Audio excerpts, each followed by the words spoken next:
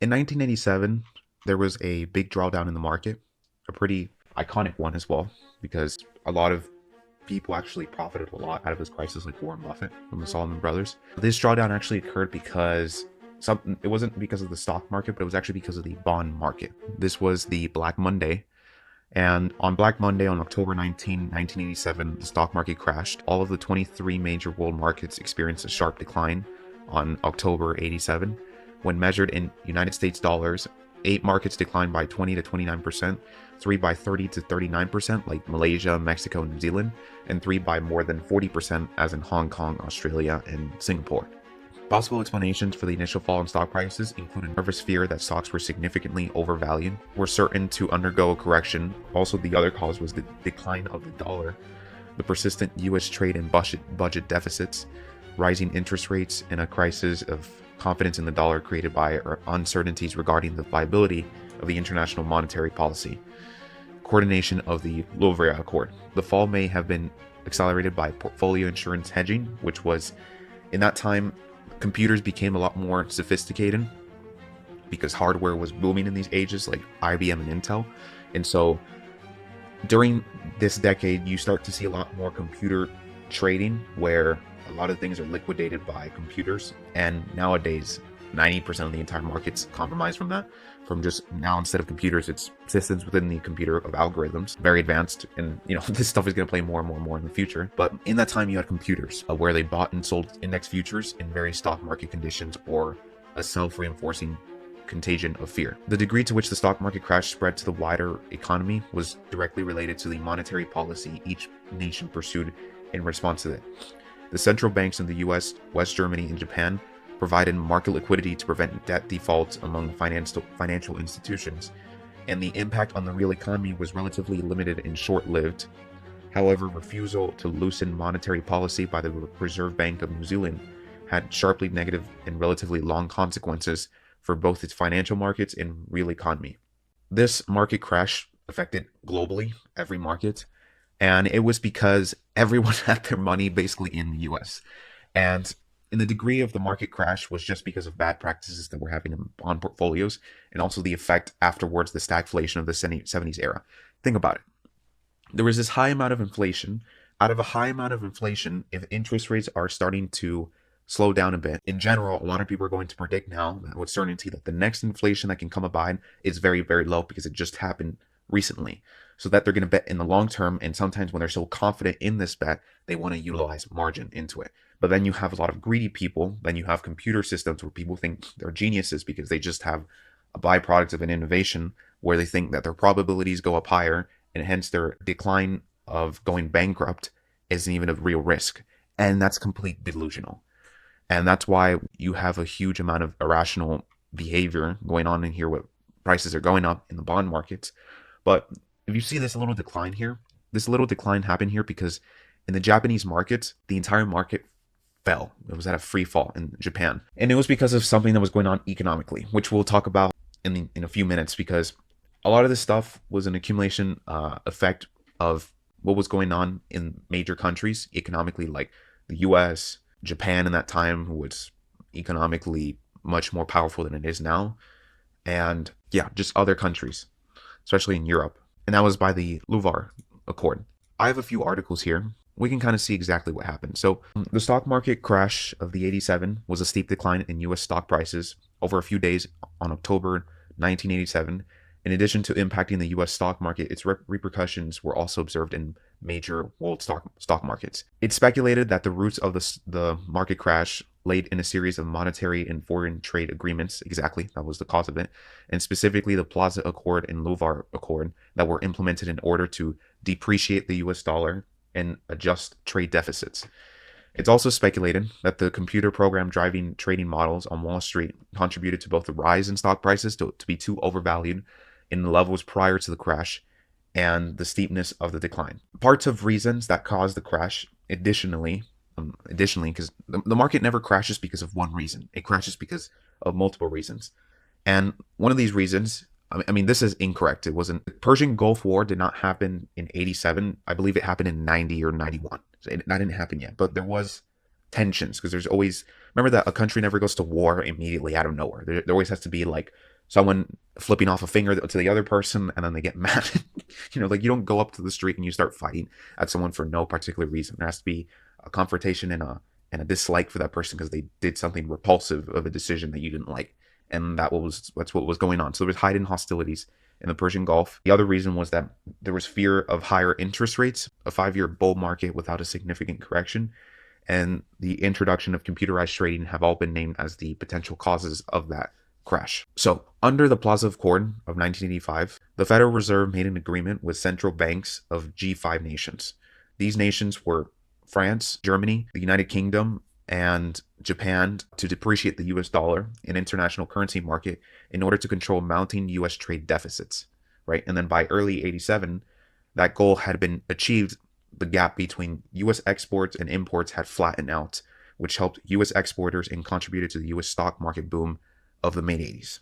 Right. So to kind of simplify this, because this is a bit technical for some of you who don't know much about the economy in some ways. During these times, remember that in the Bretton Woods, Bretton Woods was created in order to fund other countries to leverage out their own money so they can get a better return in their own economy, right? And that instrument for a better return was the US, because the US was the only nation that had so much wealth and economic power, military power, that people were sure that they were getting a sure return out of their investment than any other possible investment choice. A lot of people put their investment into the US because they were, by that time, the richest country in the world because they had the most gold. They conserved their gold for many decades because the good thing is that geographically, the US was located in a region where it was far off from every nation. It was far off from Japan, it was far from Russia, from the Europe, and somewhat distant from South America, but most of all Europe and Russia and Japan, right? And because of this, the US was able to sustain a moderate, conservative, big growth because they weren't put into geopolitical tensions just because they weren't the global power yet, right? The nation that was facing a lot of tensions was the UK, because by that time, before the World War II happened, the England was the most powerful country in the world. At least it was at its top, right? And then there was this emerging power from the Soviet Union, this emerging power from Japan. Then in World War II, you have this emerging power from Germany and the US, right?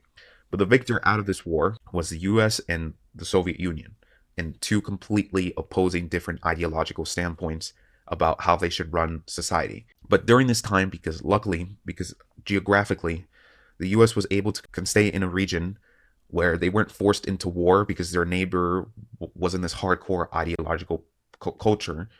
Neither did they have an economic power. There was a few countries, like Third World War countries, who had this crazy ideology, but they were still riding in donkeys or something like that. They didn't have a military power. Neither did they have the markets to do it. So the U.S. was able to sustain its accumulative power because you had innovative people like Henry Ford, Dale Carnegie, and people in the 30s like, although J.P. Morgan was before, but many of these people establishing what they're doing. And by this nature, you had a bit more innovative and intelligent people coming to buy from every area, scientists in space, in matters in the earth, in biology, in health, very important. Then you have people very intelligent getting into the financial background, how to sustain the country. You see more billionaires or billionaires coming in, and that playing a bigger role for decades because obviously Henry Ford, Dale Carnegie, J.P. Morgan, and John D. Rockefeller really helped the U.S. to stay in a big position in the future. They weren't the primary reasons, but they were a big support to give incentive and a reason for the country to become this big power out of great products it made. And of course, a lot of this is bundled up and incentivized by the entire, let's say, political system of the U.S., which is democracy, really. So, but whatever, that's in the political side. But I want to explain all of this stuff because it relates to why this all exists, why France and Germany want to come together. And I want to explain this because first you have to go to the origin and what cause and effects go into it, so you can see what was the motive, what was done by that, and it gives you a perception out of your own perception. That's super crucial if you want to learn about things. That's why in the US they were able to succeed like that, right? We all saw what happened in World War II. They got gold. They were the first ones to show the power of nuclear weapons, and yeah, that just made people to not want to mess with the U.S. and rather play by the rules of what the U.S. wanted to do, right? And remember what that Marshall Plan was? It was the Marshall Plan, right? Many countries, the Marshall Plan was put to help underdeveloped countries from post World War II that got affected from World War II and sustain and grow their economy. But this was a strategic move from the U.S. in order to build a relationship with these countries, so they can influence them to not become, well, communist in a way. So yeah, it's like a whole game of chess. But from this move, net in total, France, Germany, the UK, and Japan made really good friends out of the US as time went on. Japan was a big enemy of the US, but after World War II, Japan really settled down, and the US and Japan became pretty good friends afterwards, which is interesting. It's kind of the first time I've really seen a nation become that much good friends after an extreme hatred against each other. I mean, when you nuke the other guy, it's pretty interesting to see that they cooperated, but it happened. And remember, out of all these things, the US dollar depreciated, the Bretton Woods was ended, and because of this, we're now in a situation that the US dollar is depreciating enormously, because 10 years ago, it got dislinked from the golden dollar. And as time passes on in the start, because no one is used to this anymore, it's the first time it's ever happening where you have now what's called a fiat monetary system. Watch, it's a government issue currency that is not backed up as a commodity as gold. So fiat money gives central banks greater control over the economy because they can control how much money is printed, right? So it gives them infinite amount of money that they can print, right? That's with paper, US cash, US dollar. It's called fiat currency. Fiat currencies are intangible because it doesn't have any inherent intrinsic value. And that's the problem with holding cash. That's what fiat money means. So this is relevant because no one has experienced a fiat monetary system. And so many people saw how the US dollar was depreciating and how amount of US trade deficits were occurring, partially because of geopolitically, but mostly because of economically, because of the dollar, right? Because if you have the power to print as much money as you have right now than ever before, because you're not worried anymore that the dollars that you have has to be relevant to the amount of gold that you have, well, you have the freedom to print as much money as you want. Of course, this is very unproductive if you have this mindset that you're just going to think to print money. Printing money doesn't solve all issues, but it does give you a much more flexible and abundant way to utilize debt to your favor, right? To utilize leverage. And this is a problem because that's what's going on. That's why the US had many deficits.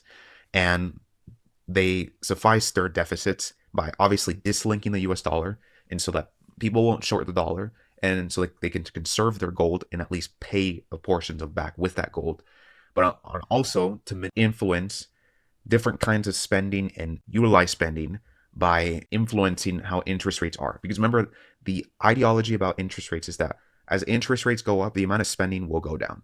Interest rates go down, the amount of spending will possibly go up. That's kind of the economics 101. That's why in a depression, you don't see the Federal Reserve raising interest rates unless for a very strange, bizarre reason, for some specific reason. But majority of the times, that's not going to be the case. When you have a recession and where there's influence, sometimes recession is different. Recession is mostly defined when GDP per capita goes below zero, which means the amount of income and spending has gotten lower than before. So in a way, it's not necessarily inflation import, right? But then that's why when you have too much inflation, the amount of production that will come in won't be able to suffice. And that's what was going on. There was too much inflation and where there was debt. And so that the government had to do deficits. For some of you who don't know what deficits are, so you can understand what a deficit, I'm just trying to explain to you each thing so you can know exactly what we're talking about here. So a deficit occurs when the federal government spending exceeds its revenue. Okay, simple. Think about it like this. This is why I keep saying the government is no different from a person in their balance sheet, in their own income. If you spend more than what you earn, you're going to have a problem because you're not going to be able to accumulate or increase the income that you will potentially have because your spending is more than what you're earning. And that will also decrease the probabilities that you're able to ever increase your income. And that's a big problem for a country. But a country is a bit different because they're able to print money. And why is that advantageous? Because when you print money, you give people an incentive to use money, to buy what they want to do, right? It isn't the best. I'm just giving you a very general, basic concept. It isn't the best thing that's always going to happen. Like the federal government is not going to always print money as a solution. Sometimes they will do a tactic similar to it, but it's never going to be the best option, but it's mostly the most, let's say, popular option. Because of that, the US had a high budget deficits. And that means that the amount of spending that they had was more than what they were earning, right? So that means that the amount of money that they were printing was more than what they had compared to what they had in assets. And that's a big problem because if something happens or another world war would have a bigger probability that it won't be able to sustain a competitive global advantage towards another country if other countries don't have deficits, and also depending how powerful they are. There's a lot of metrics that go about it, but out of all this is what was going on with the US. So the US had a trade deficit, and from this you could understand, like, okay, so that means the government has really liabilities, has a bit of liabilities. Why the US dollar is depreciating, because of the response with the liabilities. They're trying to incentivize more credit spending, right? So we're talking about macroeconomics here, but it's a part that affects portion with it. It was anticipation, right? It wasn't something that wasn't, remember, markets never move because of economically, but they move of an anticipation of that thing happening, right? So of course there was deficits, but there wasn't the bad problem that everyone was expecting to happen. It wasn't happening now. It's like this. Like, think about when you're gonna die, right? You're not dying right now, but you're gonna die soon, right? And the fact of you thinking you're gonna die, let's say, I don't know, I would say the majority of people start to become sad or depressed. Well, that's similar to the market. When people think that they're going to die or out of a recession, it tends to go down before the recession ever happens, right? And countless of reasons to get into it. That's the same thing how the market works. But out of this is very important, because there was this agreement with the J5 nations, or the G5 nations, in order to depreciate the US dollar in international currency markets, in order to control. So there was an agreement with central banks to depreciate the US dollar in the currency markets in order just to control deficits, the US trade deficits. So I think this plan had to have a bit of secrecy, because you don't want other people to know about this stuff, or else the market's going to react very, very poorly about things, because people tend to overgeneralize something that they don't understand. Remember that the common human ignorance is that when there's ignorance, there's more temptation to generalize it, because you don't want to go through the factors with hassles to try to understand it, because it's too complicated. It's like a child looking at calculus, and it would be terrible. They would generalize it to something so irrelevant. And that's what happens to adults. When adults don't understand something, even when it comes to UFOs or aliens, many people get their other opinions because they don't understand. It's the same thing. So the Plaza Accord was replaced by the Louvre Accord in February 87. Under the Louvre Accord, the J5 nations agreed to stabilize exchange rates around this new balance of trade. So in the US, the Federal Reserve tightened monetary policy under the new Louvre Accord to halt the downward pressure on the dollar in the time period leading up to the crash. As a result of this contractionary monetary policy, growth in the US money supply plummeted from January to September. So basically, the growth of the US money supply declined, out of preventing a downward pressure on the dollar. So it did the opposite. Interest rates rose, and then stock prices began to fall. So all this was happening during this time. But you see how all this is happening, the stocks go up. This is why the stocks are independent. They already factor many things, but that's why predictions are utterly useless, because they happen ahead or they happen before, and they never even happen at one place, or they never even do happen. So it's a complete waste of time. But the markets fell primarily because of inflation, dollar depreciation, bond markets crashing because of computerized trading and over leveraging onto them, and bad practices with the bond markets too. But most of all, because of the agreement with the G5 nations that led to the plummet of the US money supply in order to control the depreciation of the dollar. Because the dollar was really depreciating hugely in order to, because think about it, when you have high inflation, you're going to raise interest rates. But net afterwards, people are really going to stop using temporarily.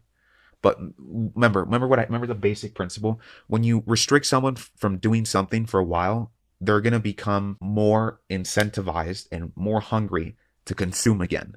That's just the basic human nature. It's like a kid. The more you try to prevent your kid in doing something, the more likely they're going to do it. That's the same thing with the markets. The more it prevents consumption, the more consumption that's going to come up afterwards. And that's exactly what happened in COVID. But yeah, that was the portion of it. In 87, there was a role of financial and technological innovation in increased market volatility.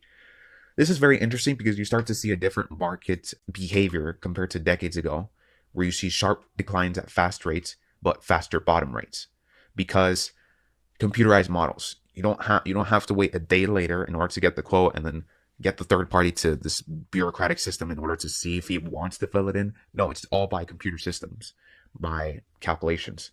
And of course, that was a huge change for the world, but that creates more volatilities and more on prices going up, but more selling. That's why it's volatility. And this definitely has changed the market forever. And it market is not going to be the same as it was maybe during the 60s or 50s in terms of volatility. I'm not talking about in terms of overall movement, but I'm talking about volatility in scenarios. And we'll talk about that in a few minutes, why that matters. But in automatic trading, this was also called program trading. Human decision making is taken out of the equation, and buy or sell orders are generated automatically based on the price levels of benchmark indexes or specific stocks leading up to the crash. The models and uses tended to produce strong positive feedback, generating more buy orders when prices were rising and more sell orders when prices began to fall. This is why you saw the price coming down and come down sharply by this huge candle, because think about it. Back then, a broker in the Wall Street and the New York Stock Exchange is not able to fulfill 1 million orders, let's say, in a few minutes, because they don't have the capabilities possibly to even do that themselves, not even manually compute it themselves. But a computer can, because a computer can factor in a million scenarios, because it's beyond our sixth senses by that. But a computer can't, because it can factor all the things, because it's a computer. It can factor all calculations at once. And by this nature, it's able to fulfill orders all at once, which net in a day, you're able to see a bigger drop than back in the 60s. Because a person who sold yesterday probably doesn't have their order sold today, but they have it sold tomorrow, because the person handling the order is handling other orders. Now you're seeing in an area where all orders are able to be fulfilled, because you don't have that barrier between a human. You now can do it in a computer. That's why the candle's big and has a bigger volume. That's very important to understand, because sometimes people try to compare things from the past, not necessarily relevant. It's relevant in terms of similarity, but it's not the same. Nothing is the same. So that's important, because it plays the way how you, let's say, look about the market every day, right? In terms of the short term. The long term always stays the same, because no matter how technology innovates, no matter how, if there's AI, no matter if we get a resource technology, even from aliens, up to that even point, there's no possible way, at least within our barrier of consciousness, to know what everyone else is doing before they know they're going to do it. There's just no such thing as that by now. The only thing that could do that is something so incredibly advanced that would be beyond our capabilities, at least for the next thousands of years. So you see how the probability is so low. By that nature, I'm just talking about, it's like science, like by probabilities. In the long term, that's why I don't care what happens in the short term. I know in the long term, I'm always going to make money, and I'm never going to listen to people who tell me otherwise, because I know they're wrong. It's by fact, by nature. No one can say that. Everyone who's trying to tell you opposingly is trying to sell you, or of that nature. And that's why I tend to stay away from crowds and what people believe in, but I tend to analyze. It doesn't mean I don't see it, but I like to analyze all things that I can, so I can understand behavior, because that I can see that as opportunity. This is behavior. This is a pessimistic behavior. But am I doing the same thing as that other person? No, I'm buying. Look at afterwards. Despite all this bond massacre, the markets went up, like always, right? It's always going to be high, because of what I told you previously, consumption, the consumption behavior, and the economy that we're in. But in any case, we can delve down exactly what's going on. We have to understand what the Plaza Accord was. So the Plaza Accord was a 1985 agreement among J5 nations, France, Germany, the US, and the UK, and Japan, to manipulate exchange rates by depreciating the US dollar relative to the Japanese yen and German Dutch mark. So if you guys don't know what an exchange rate is, it's a relative price of one currency expressed in terms of another currency. So what's an example? Well, the exchange rate gives the relative value of one currency against another. An exchange rate of GBP USD of 2, for example, indicates that 1 pound will buy $2. Okay, so that's simple. So if GDP, the exchange rate, so if the exchange rate is 2 on GBP and USD, that represents that if you have 1 pound of the British currency, you're going to be able to buy $2 with that. That's just what it means. That's called the exchange rate, what you're able to exchange and get out of the other currency. So this isn't exactly, I'm not saying, I was going to say like the example that I was about to say right now, it's not exactly what it is, but let's say you buy one currency, and that one currency gives you one. But with that one currency, you're able to buy another currency, and with the same value with this one currency, you're able to buy 3 currencies with that one. That exchange rate signifies a 3. There's a rate there of 3. That's what it means. That's what an exchange rate means. So let's understand what's going on. So that agreement among all these five nations were made in order to control those exchange rates by depreciating the dollar relative to the Japanese yen. Now, also known as the Plaza Agreement, the intention of the Plaza Accord was to correct trade imbalances between the US, Germany, and the US and Japan. but it only corrected the trade balance with the former. One of the takeaways was that the agreement had those nations, and their goal was primarily to weaken the dollar in order to reduce the mounting trade deficit. Why? Because a lot of the big lenders for the US were probably these countries. So it makes sense that they made that accord so they can come to an agreement to say, hey, stop shorting, right? We'll make an agreement that will bring the dollar down to your currencies in order you won't have this crazy amount of exchanges with each other. So the Plaza Accord led to the yen and Dutch mark dramatically increasing in value relative to the dollar. And an unintended consequence of the Plaza Accord was that it paved the way for Japan's lost decade of sluggish growth and deflation. That's why I put in Google Sheets that during this year, this was now the official nail in the coffin on Japan's economy. And it hasn't been the same ever since that year, because you will see why. This all makes sense, and you'll understand Japan's economy because of what happened here. The Plaza Accord, and also the US and other countries, the Plaza Accord was signed in New York City on September 22nd, 85, named after a hotel, Plaza Hotel.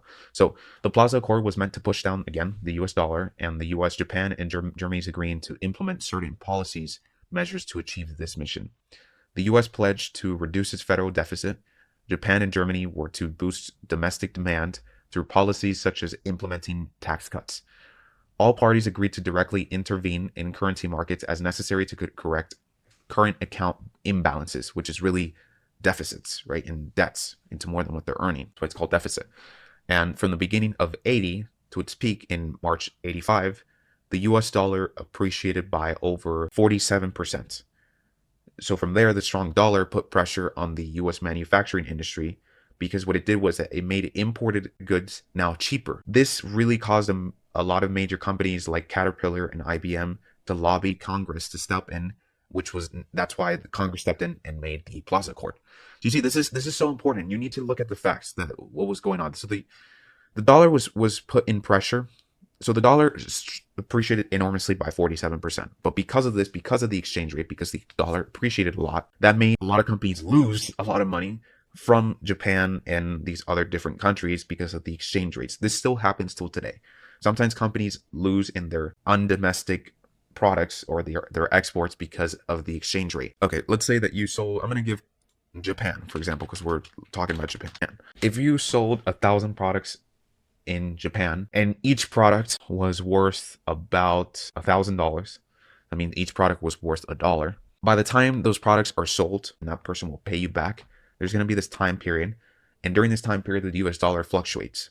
So if for example, two things can happen. The US dollar came down, but the Japanese yen stayed still. When you get the currencies back in yen, you're going to have more money because the yen is worth more. And so you have more US dollars. But if it was the other way, where the US dollars was worth more than the yen, what you get back is still not the same. I don't know if that makes any sense to you, because you're getting, of course you might say, but why don't they just pay more yen? Well, it depends. There's fluctuating areas with the currencies there, but companies do lose and gain by exchange rates. Now, is this incredibly important? Not at all. This has nothing to do with investing. I don't invest like that, but I'm just showing you why it affected these companies in the short term. That's the point about investing. When you think about these problems, no matter what's going to come in, for example, if you were in 87 and you saw these problems coming to Biden, would this still dictate your decision of buying, for example, Caterpillar? Not at all. That's not how you invest in businesses. You don't invest in businesses because the currency is stronger than the other. That's not the primary reason. It's because of what the company is selling in products, and is it valuable, or is the service valuable? And there's other implementation how valuable that company is, but it has nothing to do with macroeconomics. It doesn't. Macroeconomics is just a bystand of what happens in the long term. What happens in the long term is the incentive to create consumption because of product value, not from macroeconomics. And that's why many economists or many people don't do well in the markets, because they put in macroeconomics that don't relate in the long term, even though they think it does. They think, but it never happens like that. And I showed you that it doesn't. That's why you see when economics look worse, what does the market do? It bottoms. Why does it bottom? Because people are still consuming more of that product than they did before, regardless of economic situations. And because from this, the company was able to invest more in the operations. So it's really mostly about what the company is doing, primarily in every situation. And if the company's strong in a lot of it, they will do well. But what determines its strength? Primarily, it's its product. because you can have a really good management, and this is the problem that some people don't understand, that it's really good to have a management. And this also dictates why I don't invest in things and why I do invest in things. You always want to invest in the product itself and its service. You never just want to rely on management. You want to know why?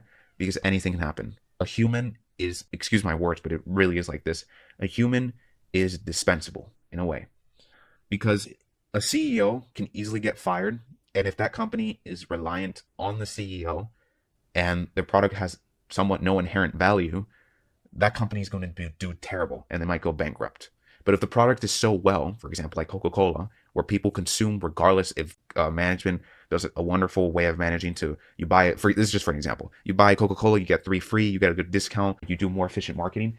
Yes, that will boost Coca-Cola sales, but will people primarily buy Coca-Cola like because of that? No, people buy Coca-Cola because of the taste, because they have a different taste, and because when you drink Coca-Cola, it still has a refreshing taste compared to what you had, compared to what you drank 3 hours ago. So you keep drinking Coca-Cola. You never get tired of the taste of Coca-Cola. It sustains its taste. And that's called product value. That in just because of that, a company, I'm not saying that this isn't the case for everything, but when you have a company like this company can now last for decades and decades if you want to. Of course, I'm giving you a very general feel. There's a lot more things that go about it. This isn't the way that isn't just the way that I invest. That, like, if I see a product value and I see that I don't start to say like, okay, I'm just buying everything. No. There's still other metrics, right? It's not one thing. It's like the same thing. It's not about one thing. It's about many things. And I try to look at the best businesses that have this quality. But that's very important, because that's a big portion of why I invest in certain companies. It's not just about management. Of course, management is very beneficial because it helps sell more. But what really sells is the product and service that you're selling, whether it's actually valuable.